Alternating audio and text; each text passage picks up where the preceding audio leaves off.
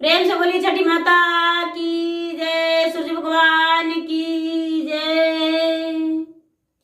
तो गुरु भाई बहना, मैं एक छठ व्रत की कथा सुनाने जा रही हूँ। इस कथा को पूरा सुनिए और रहस्य जानिए।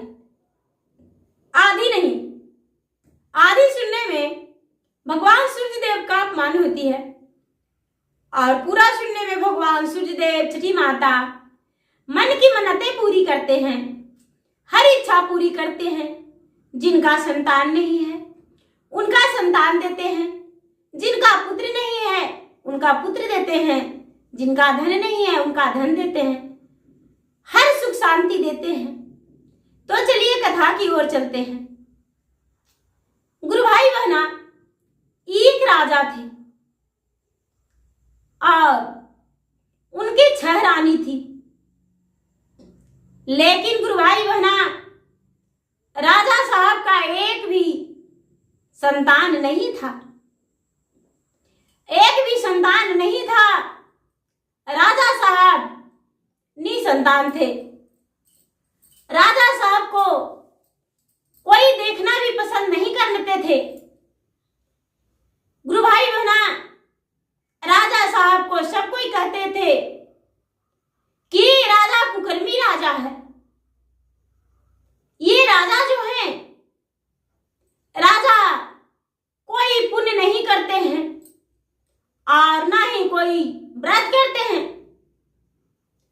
गुरु भाई बहना, राजा की जो छोटी पहले से 6 रानी थी, कोई पूजा पाठ नहीं करती थी, कोई व्रत नहीं करती थी और अपने घर में बड़ी मलिनता के साथ रहती थी। दासियों से भोजन बनवाना, दासियों से पूजा पाठ करवाना, खुद से कुछ नहीं करती थी।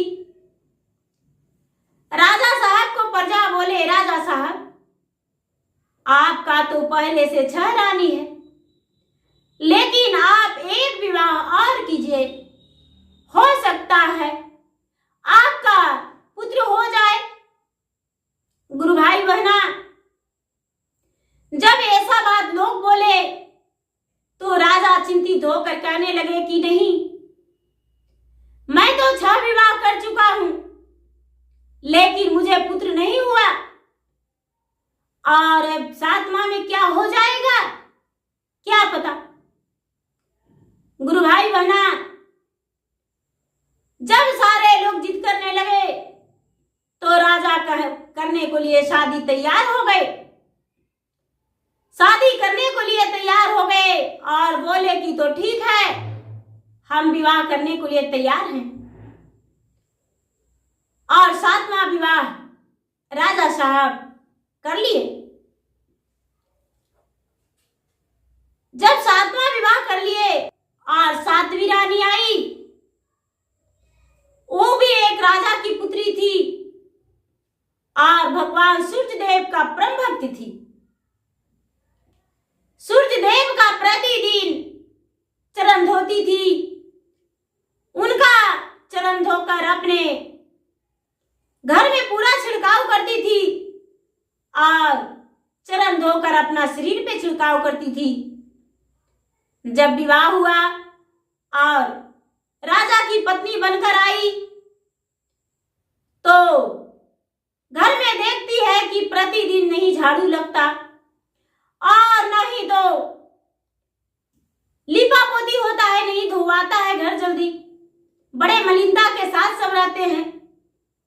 अपने पति से बोली, 7वीं रानी, राजा साहब आप यदि मेरी बात मानने को लिए तैयार हो जाए तो क्या आपसे कुछ हम प्रश्न कर सकते हैं? राजा बोले, हाँ रानी साहब। रानी बोली, द्वार पे सूर्यदेव का मंदिर बना दीजिए। बोले कि नदी का आधार था उस सब जगह पे और इसी आधार पे एक सूर्यदेव का मंदिर बना दीजिए। घर तो मेरा नजदीक है, हम प्रतिदिन सूर्य भगवान का पूजा करेंगे। राजा साहब बोले, ठीक है, अति सुंदर।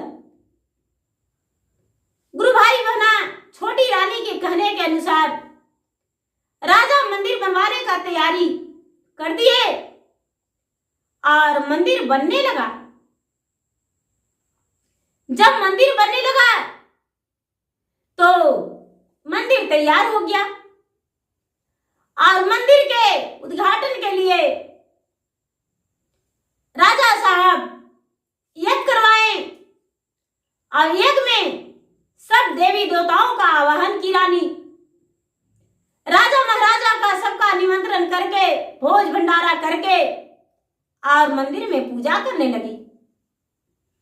गुरु भाई बहना, अब प्रतिदिन छोटी रानी पूजा करती, प्रतिदिन छिड़काव करती गंगा जल को लाकर घर में और प्रतिदिन झाड़ू पोछा लगाती घर में।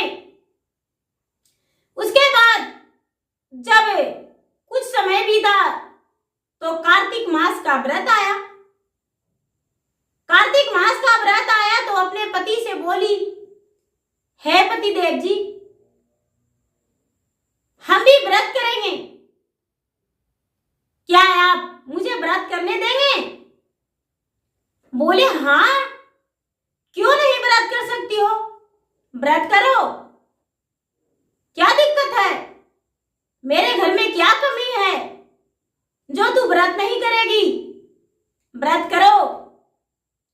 गुरु भाई बहना, ये बेचारी छोटी रानी व्रत ठान दी। गुरु भाई बहना, छह रानी ने जब बेचारी घी मंगवाई तो घी के बदले सरसों तेल का डब्बे धर दी और उसी में पकवान बना के दे दी। गुरु भाई बहना, जब ये बेचारी चक्की धोकर गेहूं पीसी तो क्या की कि झूठा सकरी वाला इसका आटा धर दी और इसका जो पीसा हुआ था वो हटाकर रख दी। गुरु भाई बहना, फल फलहरियां जो था छह सौतन ने क्या किया कि झूठा कर दी और ये बेचारी अनजान में वही चीज से अर्घ दे दी। राजा साहब रानी दोनों गंगा जी के घाट पर जाकर और अर्घ दिए। छह सौतन भी जो थी जो साथ में गई, लेकिन दिखावे के लिए गई थी, मन से नहीं। गुरु भाई बहना, जब वहां अर्घ दी तो भगवान इसका अर्घ स्वीकार लिए। ये नहीं कि सौतन ने झूठा कर दी थी तो अर्घ स्वीकारे नहीं, भगवान अर्घ स्वीकार लिए। गुरु भाई बहना, कुछ ही दिन बाद पता चला कि छोटी रानी गर्भवती है और जब गर्भवती का सुनी ये छह रानी तो कभी सीढ़ी पे तेल गिराती, कभी आंगन में तेल गिरा देती, कभी तो उसे जमाल घोट पिला देती, कभी कुछ खिला देती। लेकिन माता छठी षष्ठी माता इसका बच्चा का रक्षा कर रहे थे। इसका पेट में जो बच्चा पल रहा था छोटी रानी का, वो बच्चा का कुछ नहीं हुआ और उसका जब वो तेल गिराती तो ये तो गिरती नहीं, सौतन ही छह सौतन में से कोई गिर जाती थी। कोई भी नुकसान पहुंचाने पर इसे कुछ नहीं होता था, उन्हीं लोग का धोखा हुआ करता था। गुरु भाई बहना, एक दिन क्या की कि दरवाजे पे एक गड्ढे खुदवाई रात में रुपये देकर मजदूर से और काचे सूत बिनवा के उसपे एक चटाई काचे सूत का रख दी और बोली, चलो जो गर्भवती रहते हैं वो घूमते हैं, तू घूमती हो नहीं, चलो घूमने। आगे आगे छोटी रानी को कर दिए। पीछे से जो छह सौतन थी वो जाने लगी। गुरु भाई बना, गड्ढा लंबा चौड़ा था, सूत से बिना चटाई था ढका हुआ। ए बेचारी आगे आगे पार हो गई। अंधेला था, दिखाई नहीं दिया। छवो सौतन ने गड्ढे में गिर गई। अब पूरा चिल्लाने लगी, अरे मुझे बचाओ, मुझे बचाओ। लेकिन गुरु भाई बहना, जो छोटी वाली सौतन थी बेचारी, छोटी रानी, सूर्य देव का भक्त थी, माता छठी तो इसे पार कर दिए। लेकिन 6 रानियां गड्ढे में गिर गई। राजा से कह के छोटी रानी से निकलवाई। आगे मन ही मन सोचती थी कि लगता है ये मुझे बच्चे का मारना, मेरा बच्चे का मारना चाहती है, मुझे मारना चाहती है। सावधान रहने लगी। गुरु भाई बहना, जब 9वां महीना बीता, 9वां महीना बीतने के बाद ए बेचारी एक सुंदर पुत्र का जन्म दिया। और सुंदर पुत्र का जन्म देने पर आंखों पे पट्टी बांध धर दी, इसका चादर धर दी, और 6 रानियां ने मिलकर इसका बच्चे का चुरा लिया और एक मिट्टी का पुतला बनाकर इसके पास धर दी। सुंदर सा पुतला पहले से बना रखी थी और पुतला को धर दी। गुरु भाई बहना, राजा को पता चला कि मेरा घर में आज खुशियां छा गया है, मेरा घर में बच्चे का जन्म हुआ है। राजा साहब हंसते भी हंसते आए। जब राजा साहब हंसते भी हंसते आए तो देखे कि अरे ये तो मिट्टी का पुतला है। उसमें दासी भी जो थी, दाई मिल गई थी 6 रानी के साथ। 6 रानियां ने मिलकर जंगल में बच्चे को पहुंचा दी थी और लौट आई। गुरु भाई बहना, छोटी रानी कहती है कि ही राजा साहब, मैंने बच्चे का जन्म दिया हूं, मैं कोई पुतला का जन्म नहीं दिया हूं। इन्होंने आपके साथ ऐसा खेल खेला है। लेकिन गुरु भाई बहना, राजा उस समय पागले बन चुके थे, उनका कोई दिमाग नहीं काम कर रहा था। 6 रानियां का बात मान लिया दासी का, लेकिन अपने सास सोने वाली अर्धांगिनी का बात नहीं माने। एक का बात नहीं माने, 7 का बात मान लिए और सबको कहने पर उसे घर से निकाल दिए। उसे घर से निकाल दिए। ए बेचारी घर से निकल गई। एक तो प्रसव हुआ था, दूसरे में बेघर हो गई, तीसरा में दर्द से पीड़ित थी, चौथा में इसका बच्चा चोरी हो गया, 5वां में इसके साथ कोई नहीं, बिल्कुल अकेला निकली। गुरु भाई बहना, बेचारी उसी जंगल में जाने लगी। चलते चलते चलते चलते एक सुंदर बट वृक्ष का गाछ था। उसी वृक्ष के नीचे बच्चा रो रहा था। बच्चा के गाल पे काले तिल का निशान था। अब बेचारी देखी, अरे ये तो मेरा ही बच्चा है, अवश्य मेरा सौतन ने चुराया है और मेरा बच्चा को फेंक लाया है। गुरु भाई बहना, बच्चे को उठाकर गोद में लेकर सीने से लगाई। बच्चा ने पेट भर के दूध पी लिया। अब बेचारी सोचती है कि हम कहां जाएं नवजात शिशु को लेकर।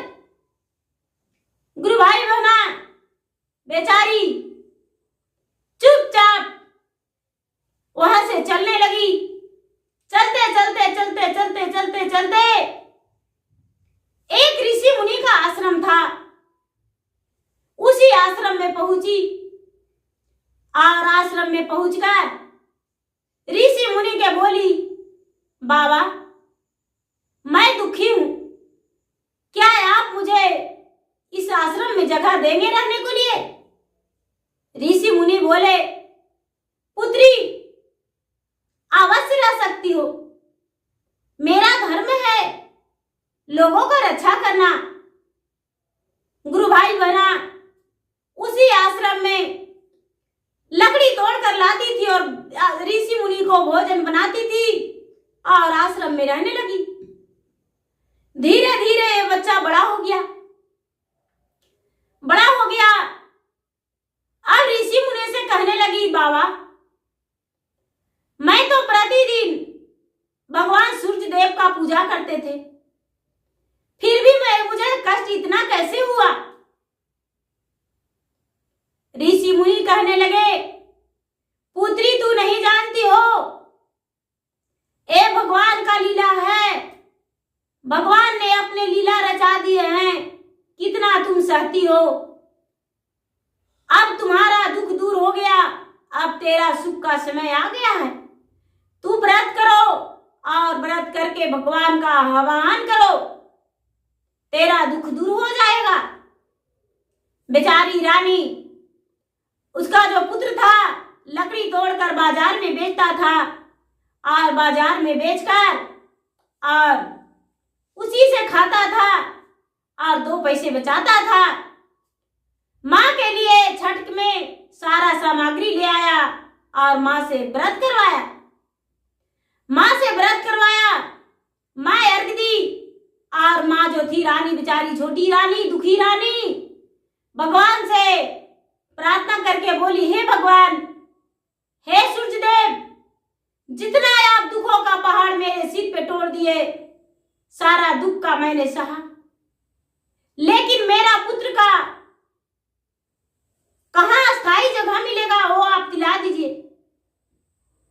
मेरा पुत्र मेरे साथ बहुत कष्ट झेला। इसका पुकार भगवान सुन लिए और सुनकर प्रचंड होकर कहने लगे, पुत्री तू चिंता मत करो, तेरा पति जो है तुझे बाजे गाजे के साथ अपना घर ले जाएंगे। तूने छठी व्रत किया है और कल ही तेरा पति आएंगे। गुरु भाई बना शाम का अर्घ दी और सवेरे भी अर्घ दी और बेचारी घर आई, प्रेम पूर्वक भोजन की। जब पारण हुआ तो पारण के दिन इसका पति शिकार करने उसी जंगल में पहुंच गए जो कि कभी उसका पति शिकार नहीं करते थे। और उस दिन मन उनका विचलित हो गया कि हम शिकार करने जाएंगे। गुरु भाई बहना जब शिकार करने गए तो राजा सुकुमार थे। शिकार करते करते राजा बेहोश गिर गए उसी वन में, और जब बेहोश गिर गए तो उनका ही पुत्र लकड़ियां तोड़ रहा था। देखा कि एक मुसाफिर गिरा पड़ा है, घोड़ा उसके सामने समीप खड़ा है और वो मुसाफिर बेहोश है, प्यासे। इसका जो पुत्र था 12 वर्ष का हो चुका था। गुरु भाई बहना, ये बेचारा क्या किया कि राजा को अपने गोद में उठाकर ऋषि मुनि के आश्रम में जहां इसको मां रहती थी वहां लिवा लाया और लाकर उस पे जल छिड़काव करके और उसे होश में लाया। ये बालक जब होश में लाया, राजा आंखें खोले तो नजर पड़ा एक बालक पे। सबसे पहले तो राजा के आंखों में आंसू आ गया और बच्चा को मुंह देखते ही रह गए। इतना घने जंगल में तुम कौन हो, इतना नौजुवक? राजा साहब, मैं हूं, बिना पिता के पुत्र हूं, मेरी माँ है यहाँ, बाबा रहते हैं, उसी के साथ हम अपना जीवन गुजर करते हैं। जब भोजन परोसाया, राजा को भोजन परोसाया, बच्चा बोला, राजा साहब आप भोजन कर लीजिए मेरे घर। भोजन करने लगे तो निवाला लिए मुंह में, उनका आंखों का आंसू टपकने लगा। बच्चा पूछता है, हे राजा साहब, ऐसा क्या हुआ जो आप खाना खाते खाते रोने लगे? मैं तो दिन भर लकड़ियां बेच कर लाता हूं,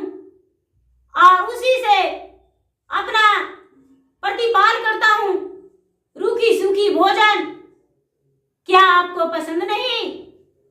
राजा कहने लगे, इस भोजन बनाने वाले से हम मिलना चाहते हैं। बालक बोला, मेरी मां ने बनाई है। राजा बोले, हे पुत्र, अपने माता को मेरे समीप ला दो। अरे छोटी रानी आई। छोटी रानी राजा को तो पहले देख ली थी बेहोश हालत में। छोटी रानी तो जानती थी मेरे पति हैं और अच्छे से भोजन बना कर दी। राजा ने रानी को देख आंखों में आंसू भर लिए और कहने लगे कि ये बच्चा तुम्हारा कैसे? तू तो एक राजकुल की थी, राजपुताना कुल की थी, तो बच्चा तुम्हारा कहां से आया? बेचारी रानी कहती है, छोटी रानी, हे स्वामी, मैं राजघराना के हूं, राजकुल के हूं, राजपूत कुल के हूं। मैं कोई गलत ऐसा नहीं किया हूं जिससे आपका अपमान हो। मैं 12 वर्ष से इसी ऋषि मुनि के पास रह रही हूं, लेकिन अपने बच्चे के साथ रह रही हूं। आपकी जो 6 रानियां थी, 6 रानियां ने मुझे आग पे पट्टी बांध के और मेरा बच्चे को चुराकर और एक मिट्टी का पुतला बनाकर रख दी थी। और भगवान सूर्यदेव के कृपा से मैंने व्रत किया और आपको दिल से पुकारा और आप चले आए। गुरु भाई बहना, राजा ने बोले, हे रानी, अपना घर लौट जाओ बच्चे के साथ। रानी कहती है कि राजा साहब, हम ऐसे नहीं जा सकते हैं आपके साथ। जैसे ब्याह करके आप बाजे गाजे के साथ, नाच मुजरे के साथ मुझे ले गए थे, उसी तरह आज हम आपके घर जाएंगे और नहीं तो नहीं जाएंगे। गुरु भाई बहना, राजा साहब ढोल बाजा, पालकी, अपने पुत्र का घोड़ा सब कुछ किए और बारात सजवाए। फिर से नाचते गाते बजाते अपने पत्नी को घर ले गए।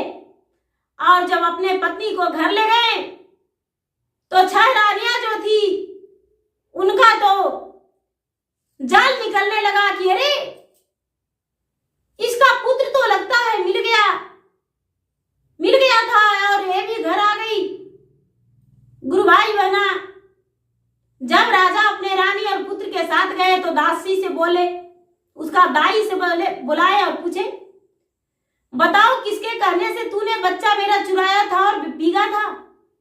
दाई बोली, राजा साहब, मुझे आपकी पत्नी ने बहुत सारा धन दिया जो कि मैं इतना दिन में भी नहीं कमा पाया, तो बच्चा है आपका फेंका, दर्द मुझे क्या? गुरु भाई बहना, दासी को, वो दाई को और 6 रानियां को राजा आंख निकलवा के और घर से निकाल दिए। 6 रानी का और दासी का कुछ नहीं किए, सिर्फ आंख निकलवा के और घर से निकाल दिए और अपने पुत्र के साथ, अपने पत्नी के साथ खुश रहने लगे।